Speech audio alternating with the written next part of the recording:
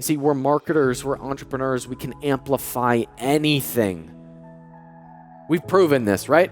Like, most of us have won at something. Even if we don't give ourselves credit for it because we're comparing ourselves to other people, we've won at something. We're winners. We buck the trend. We change the system. We can amplify whatever we want. So be very careful of what you amplify. Be very careful of what you give that talent to. Be very careful of what you gift that energy to. Russell Brunson was up here last year, and he went through his whole funnel system. And it's been interesting to watch how many people think the funnel is the way. And so people look at the numbers of the funnel and build a funnel, and they hate their lives. Whereas his entire point in the first place was, if you know what it is that you want to bring about, this is the way to amplify that. And that's when you see people explode. When you marry what it is that you want, what you and your company brings that is unique to the world, marketing becomes the amplification of that rather than the thing that allows you to do step one.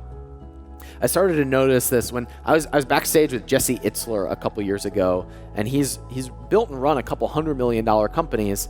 And I asked him, like, why do you come give keynotes? Why do you do this kind of stuff? And he was like, this is just what I like to do. This is me free. This is me doing my thing.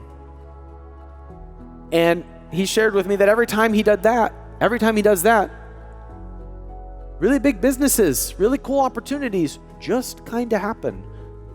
They just kind of show up. Tom Bilyeu was exactly the same way, because if you listen to his story, he did kind of the same thing that a lot of us do. He walked away from something that wasn't making him happy, and he started doing this thing where he liked it so much that he was in the kitchen cutting up Quest bars by hand. 6 years later, it's $1 billion company. Interesting. Experienced this when I met Moiz Ali. He spoke at our event earlier this year. Got to 100 million in 2 years. And it was so interesting to hear him tell the story, because he said everyone else was telling us exactly how we should do it. Was telling us all the distribution mechanisms that we should use to get our product to the world, but none of them felt like what we wanted to do.